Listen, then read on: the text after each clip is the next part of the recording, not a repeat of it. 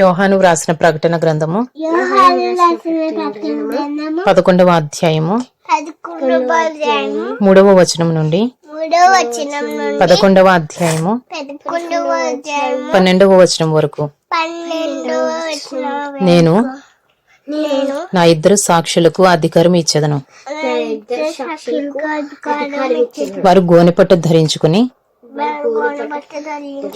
1260 దినములు ప్రవచింతురు. వీరు భూలోకమునకు ప్రభు అయిన వాని ఎదుట నిలుచుచున్న 2 వెలువ చెట్లును దీపస్తంభములు నయ్యున్నారు. ఎవడైనను వారికి హాని చేయనుద్దేశించిన ఎడల వారి నోట నుండి అగ్ని బయలు వెడలి వారి శత్రువులను దహించి వేయును గనుక ఎవడైనను వారికి హాని చేయనుద్దేశించిన ఎడల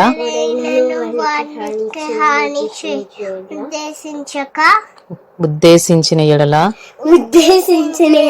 అలాగున వాడు చంపబడవలెను. తాము ప్రవచించు దినములు వర్షము కురవకుండా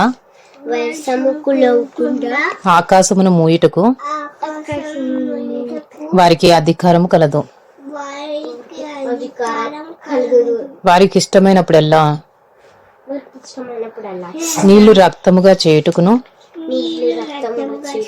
నానా విధములైన తెగుళ్లతో భూమిని బాధించుటకును వారికి అధికారము కలదు. వారు సాక్ష్యము చెప్పుట ముగింపగానే అగాధములో నుండి వచ్చు క్రూర మృగము వారితో యుద్ధము చేసి జయించి వారిని చంపును. వారి శవములు ఆ మహాపట్టణపు సంత వీధిలో పడియుండును. వానికి ఉపమాన రూపముగా సొదొమ అనియు ఐగుప్తు అనియు పేరు. అచ్చట వారి ప్రభువు కూడా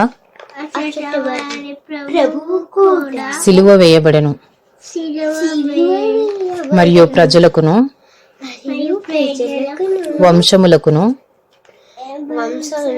ఆయా భాషలు మాట్లాడు వారికిని జనములకును సంబంధించిన వారు 3 దినములెన్నరా అన్నారా వారి శవములను చూచుచు వారి శవములను సమాధిలో పెట్టనియ్యరు.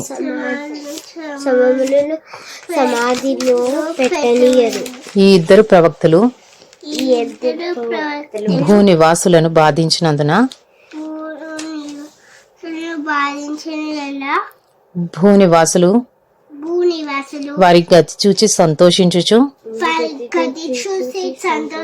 ఉత్సహించుచు ఒకనికొకడు కట్నములు పంపుకొందరు. అయితే ఆ 3 దినములన్నరైన పిమ్మట దేవుని యొద్ద నుండి జీవాత్మ వచ్చి వారిలో ప్రవేశించను గనుక వారు పాదములు ఊని నిలిచిరి. వారిని చూచిన వారికి మిగుల భయము కలిగెను. అప్పుడు ఇక్కడికి ఎక్కిరండని పరలోకము నుండి గొప్ప స్వరము తమతో చెప్పుట వారు విని మేఘారూఢులై పరలోకమునకు ఆరోహణమైరి. వారు పోవుచుండగా వారి శత్రువులు వారిని చూచిరి.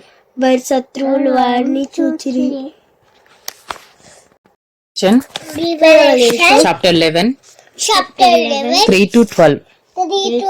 And I will grant authority to my two witnesses, and they will prophesy for 1260 days, clothed in sackcloth. These are the two olive trees and the two lampstands that stand before the Lord of the earth. And if anyone would harm them,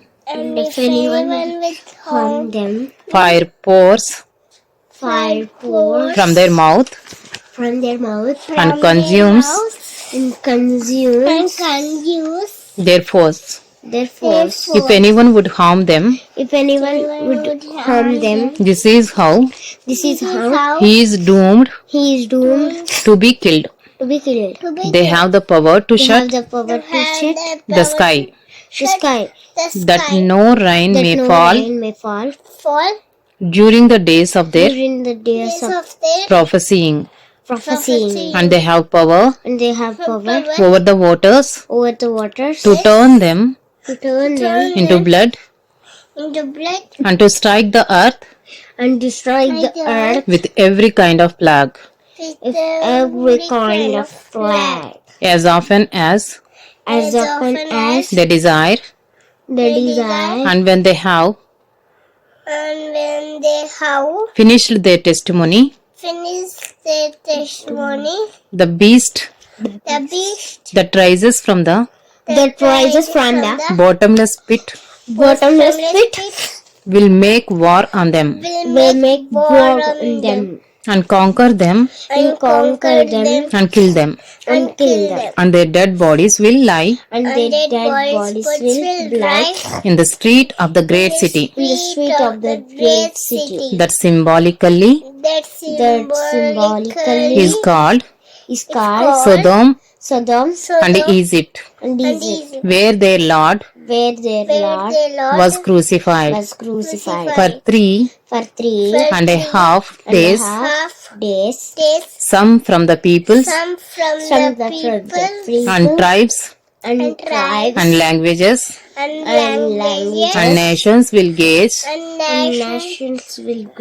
at their dead bodies and refuse to let them be placed in a tomb.